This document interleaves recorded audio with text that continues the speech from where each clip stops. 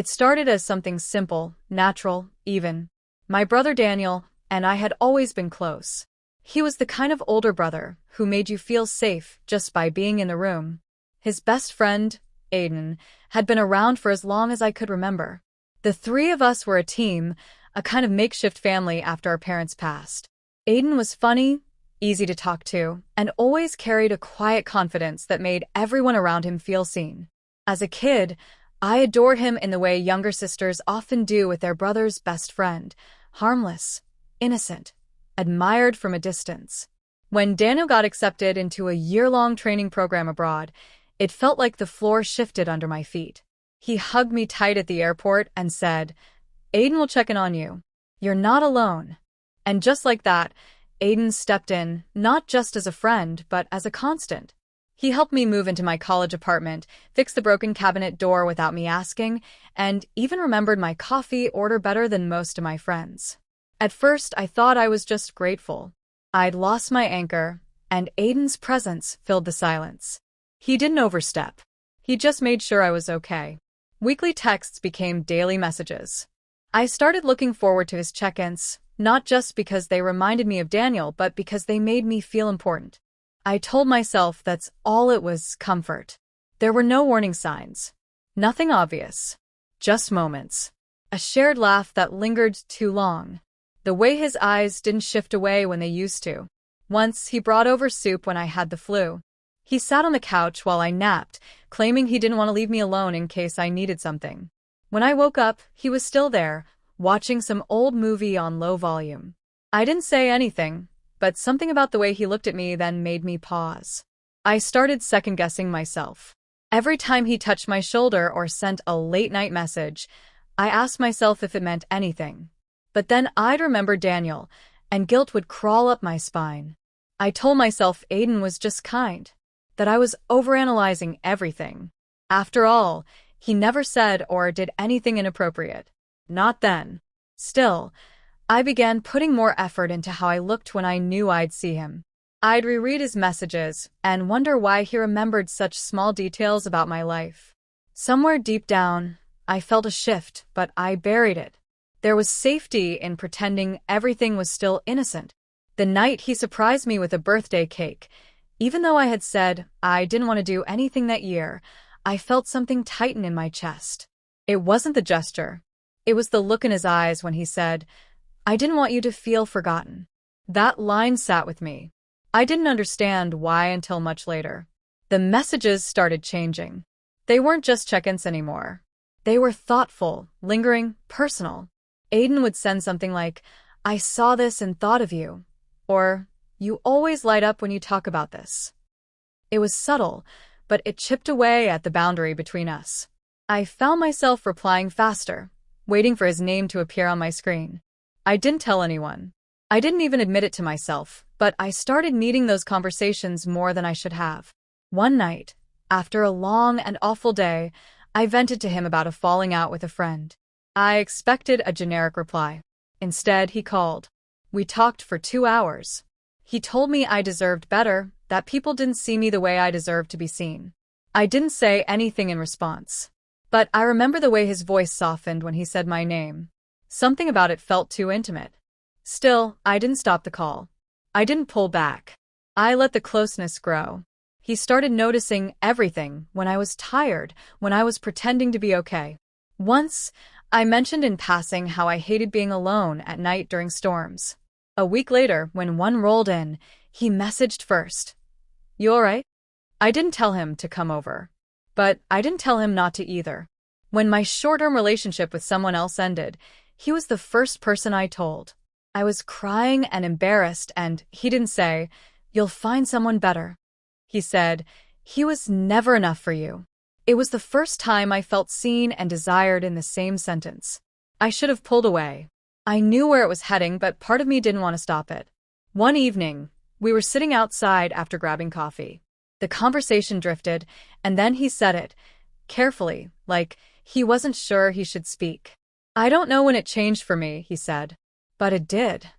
I froze. I asked him what he meant, though I already knew. He didn't answer right away. Then he said, "I think about you more than I should." It was the first time we crossed into territory that couldn't be undone. I didn't say I felt the same. I didn't push him away either. I just sat there, pretending the moment hadn't happened. But inside, everything shifted. I started to justify the connection. We weren't doing anything, I told myself. It was only feelings, words, thoughts. But I also stopped bringing him up when Daniel called.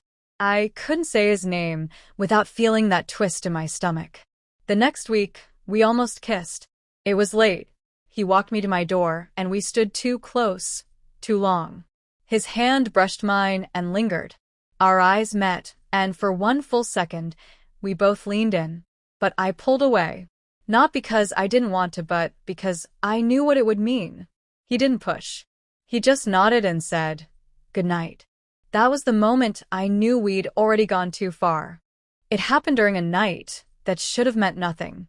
I wasn't even thinking about Aiden when I sent the message. I was anxious, overwhelmed, spiraling over something small that felt big in the moment. He asked if I wanted him to come over, and I hesitated for a second before replying, "If you're not busy." He showed up 30 minutes later. He always did.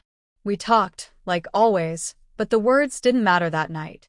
It was the silence between them, the way our eyes held longer, how his hand brushed against mine and didn't move away. He looked at me like he had something to say, but didn't need to. I knew. We both did. He reached for me slowly, as if giving me a chance to stop him. I didn't. The kiss felt like something we'd been circling around for months. There was no dramatic rush, no heavy confession, just a quiet unraveling. The kind that happens when lines you swore you wouldn't cross disappear under the weight of everything you never admitted. I didn't think. I let it happen. Every excuse I had made for months gave way to something that felt inevitable. And yet, even in the moment, it felt wrong. Not because it wasn't real, but because it was. I saw my brother's face in the back of my mind. I heard his voice, his trust in me. And still, I didn't stop. The next morning, I woke up before him. I sat there in the silence, trying to piece together the night before like it hadn't happened. But it had. He stirred and looked at me with something unreadable in his expression. I waited for him to say something, anything. Instead, he just got up and started getting dressed like nothing had shifted between us. Like this wasn't a point of no return. I asked him quietly, "What now?" He paused, looked at me, and said, "Let's just not overthink it." That was it. No talk of feelings.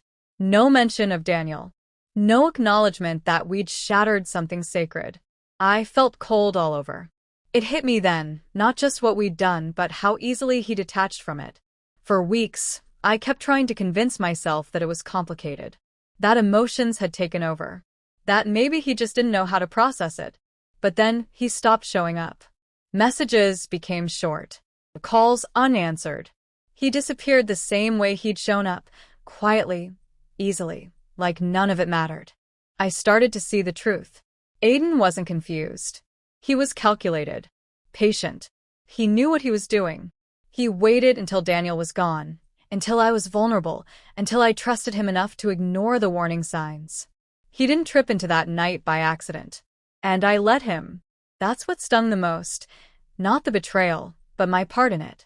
I let my guard down for someone who had never deserved it. Daniel came back 2 weeks later. I couldn't look him in the eye. Every conversation felt forced. Every laugh I faked tasted bitter. He was excited, full of stories, unaware that the person he trusted most had let him down in the worst possible way. I thought I could live with the guilt. I thought maybe I could bury it deep enough to forget. But guilt doesn't stay buried. It follows you, quietly, in the background of every word, every silence. Aiden didn't come around after that night. No explanation. No apology. He just vanished. I didn't reach out either. What would I have even said? He knew what he did. And so did I. I spent days playing it over in my head, trying to rewrite the ending, trying to believe it had meant something more to him. But it didn't. It was just a moment he wanted and then moved on from. I was left with the wreckage. He walked away untouched. Eventually, Daniel found out. Not from me. A message popped up on my phone while we were watching something together. It wasn't explicit, but it didn't need to be. I saw his expression shift in real time. He didn't explode. He just stood up, walked out of the room, and didn't come back for hours. When he finally did, he didn't ask questions. He just said, "Why him?" I didn't have an answer. I still don't. After that, things were never the same. He tried to stay civil, but the warmth between us died. I lost him, not physically, but emotionally. I'd betrayed him in a way no apology could fix. And Aiden? He never reached out again. I found out later from someone else that he had been seeing another girl the entire time. I wasn't special. I was convenient, a soft target, and I let him in. What hurts more than the betrayal is realizing how much of myself I gave away without asking why. I was so desperate to feel wanted that I ignored every red flag, every instinct, every quiet whisper telling me to stop. I didn't just betray my brother. I betrayed my own boundaries, my sense of right and wrong, my self-respect. That's the kind of damage that lingers. There's no clean ending to this. No confrontation, no closure. Just silence. Distance. Time. I've learned to live with what I did. I've accepted that some mistakes don't come with redemption. They come with consequences. I miss Daniel every day, but I know I don't get to ask for his forgiveness. Not yet. Maybe not ever. I look back now and see it clearly. It wasn't love. It wasn't even connection. It was a moment built on loneliness, blurred lines, and poor choices. Aiden wasn't the villain.